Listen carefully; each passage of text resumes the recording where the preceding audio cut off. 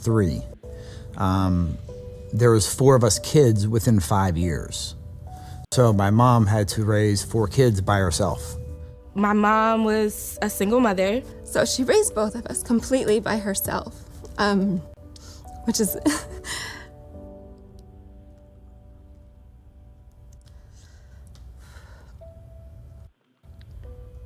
I'm sorry.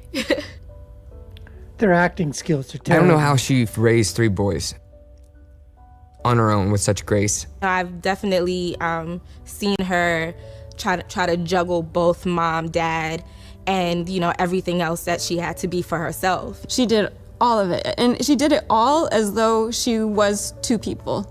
But she was tough, huh? She was not a joke. Say our car broke down.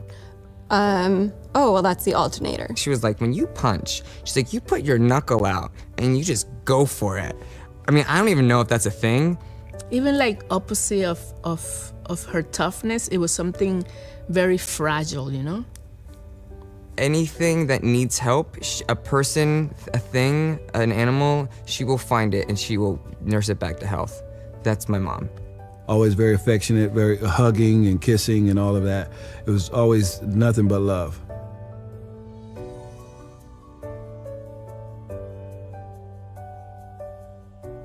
She really is like the most amazing mother, but she was really an incredible father.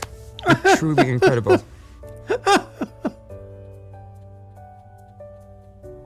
Mom, I hope you have a beautiful day, and I love you from the bottom of my heart, and I'm thankful for everything you've done for me. Happy Father's Day, Mom. God almighty, is this Mamá, stupid? feliz día del padre. Hi, Mom. Happy Father's Day. Happy Father's Day, Mama. Happy Father's Day, Mom. Oh, Mom. Happy Father's Day.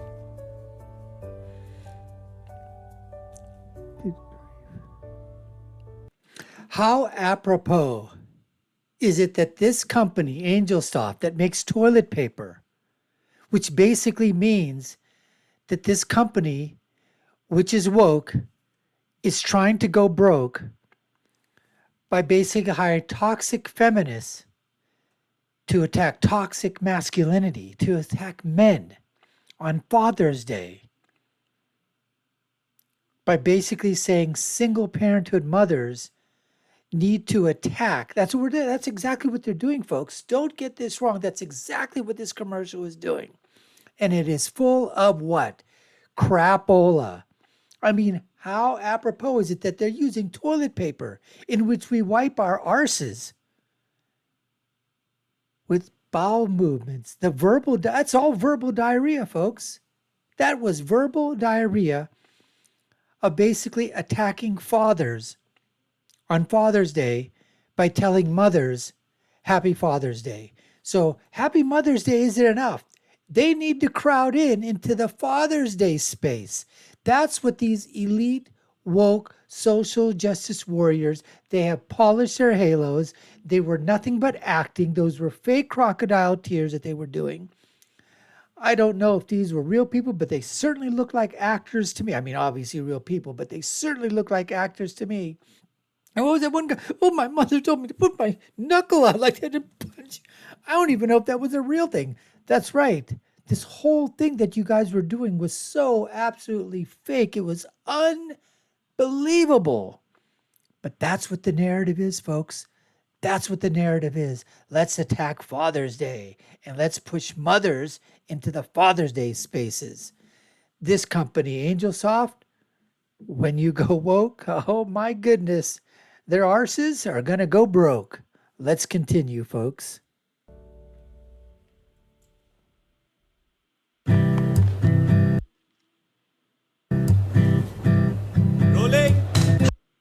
Hello, my name is Ashita. I'm a big girl. Hi, I'm Puneet. I love playing cricket. My name is Simrita. I want to become a fashion designer. Hi, I'm Akash. I live with my dad. I paint a lot. My dad was actually the first one who saw this potential in me. My dad is very good with the off spin. Dad says, paint. Don't worry if your clothes get dirty. cricket is my passion. Plus, cricket is also very popular with the girls. Dad works till late, but dinner is always home cooked. You know my dad is my fashion guru. We shop till we drop. The other day I was trying to shave my beard for the first time. Disaster. My dad has the best heels. Because my mostly wears heels only. My dad walked in and said, relax. I've been shaving my legs for over a decade now.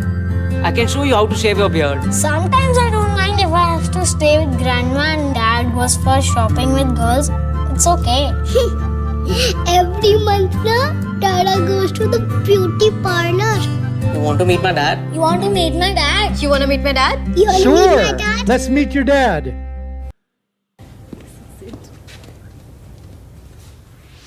See? My dad taught me how to shave. Unbelievable. See, I told you my dad loves shopping.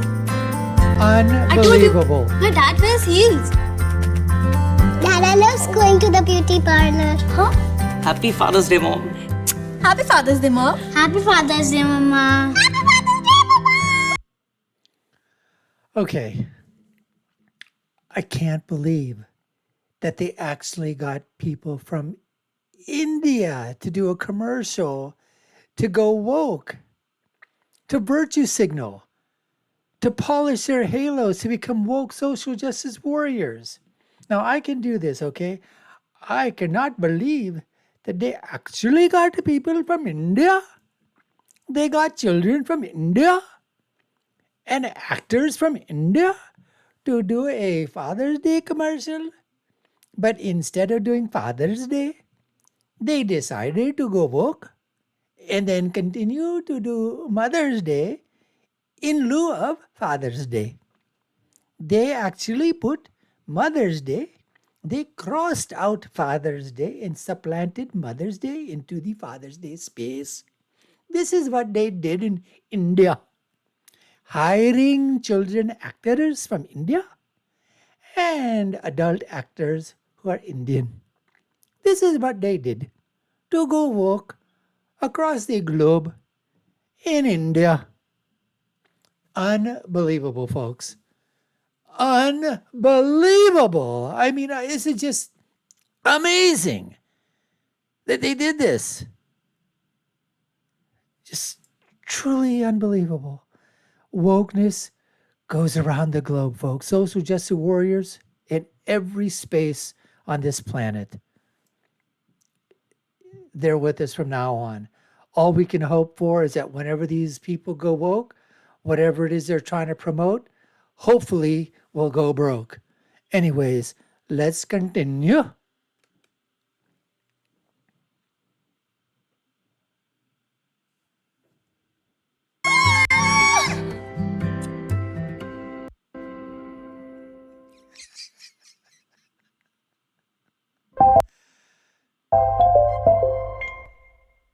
Stephanie Piccone with that report, but let's turn now to the push to rename Father's Day Special Persons Day. Oh my so God. children without a dad aren't offended. A growing number of politically correct schools and kindies are embracing the name change, but they're copping a lot of criticism for it. They should. I spoke with Dr. Red Ruby Scarlett, a university academic and convener of the Social Justice in Early Childhood activist group.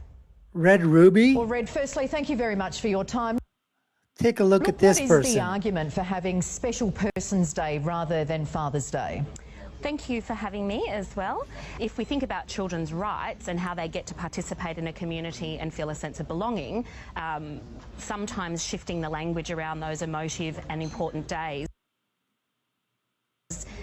can be significant and more inclusive than the current way that we describe them.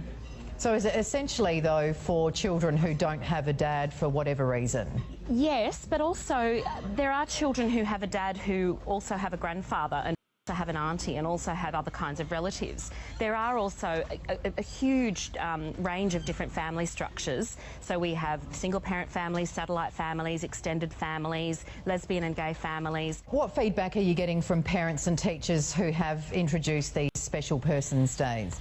that they're There's a range of retarded. different communities across Australia, and I've actually been talking with them over the last couple of days since this has been in the media. And essentially, what happens in early childhood is they work very closely with their communities, and they negotiate these kinds of emotive and special family events with the families who are attending the centre. So there's quite a lot of input, and I think the conversation or the argument, as you'd said from the get-go, maybe isn't so much about the educators and the families. I'm wondering whether it's people who care about children and worry that they won't have these significant family days and celebrations in their educational settings, but perhaps they don't quite know the context of what's happening in those particular communities. But there has been a backlash.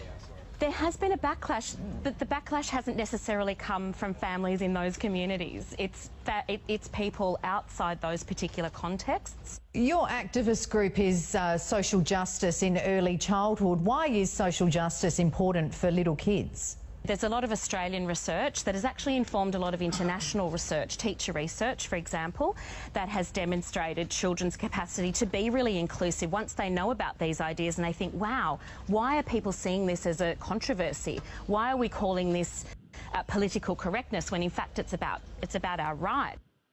Well, that's because it's you teachers that are doing this, and you activists, and you social justice warriors, and those of you that are woke, and those that are polishing your halos. That's the problem that's occurring, folks. That's the problem.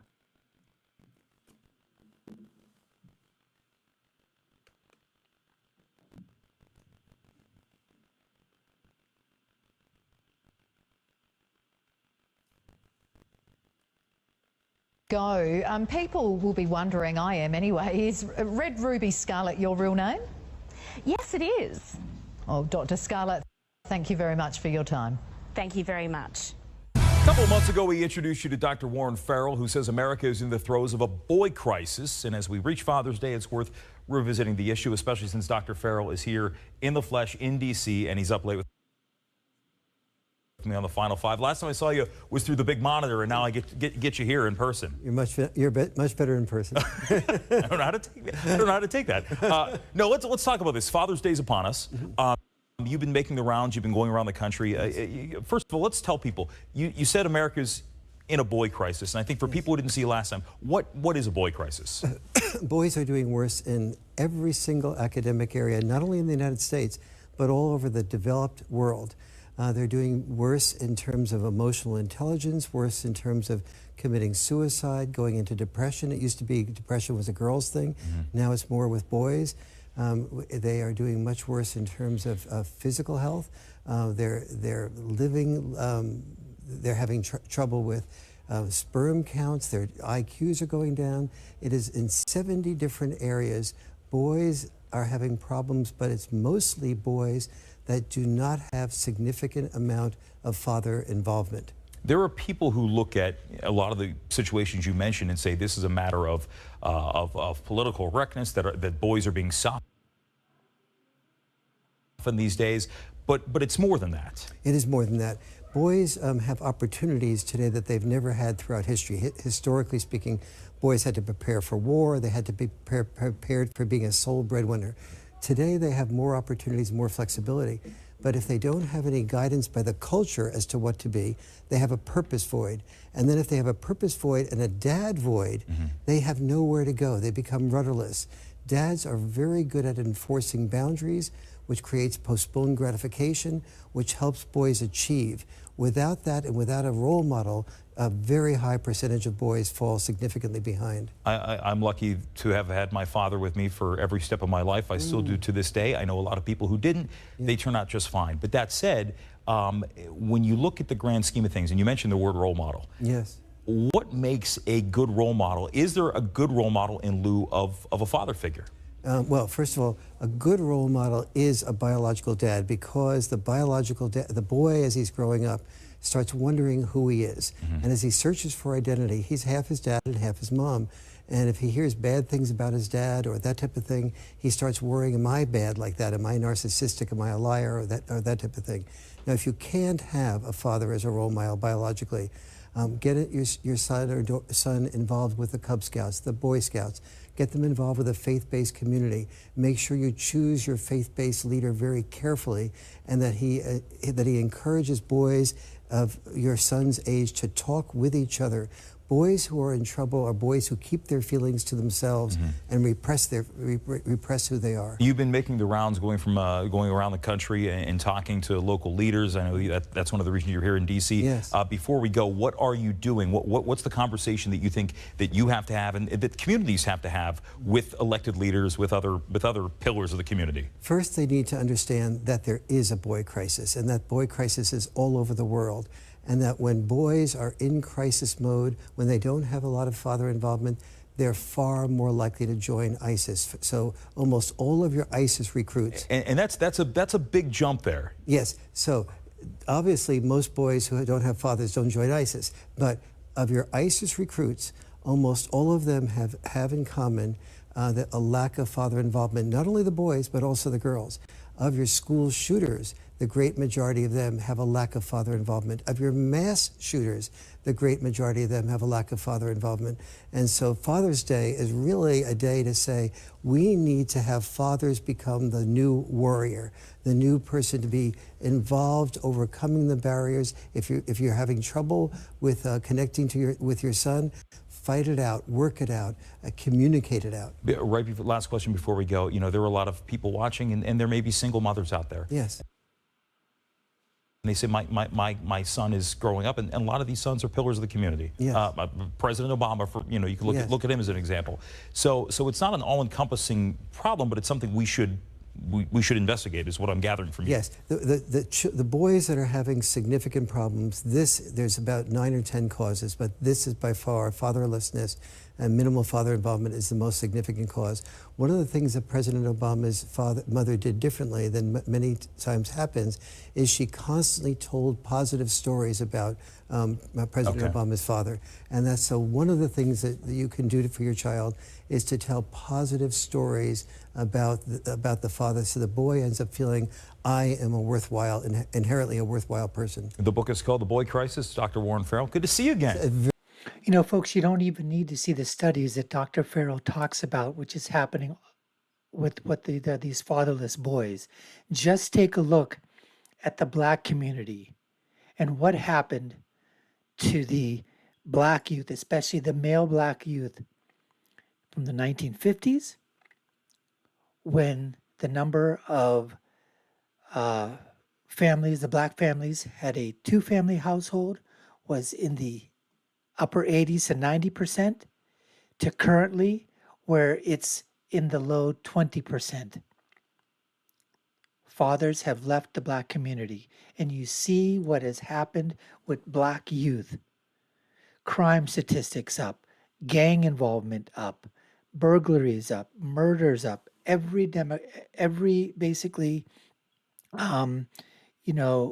tier level that you can put inside of situations that are occurring with Black youth in terms of the problem situations that are occurring. Prison time, gang involvement, drug usage, fathering multiple babies with multiple partners. All of these things are happening. How come you don't see that in the Asian Indian population? You don't see it in the Mideastern population. You don't see it in the Japanese or Chinese population. Why is that?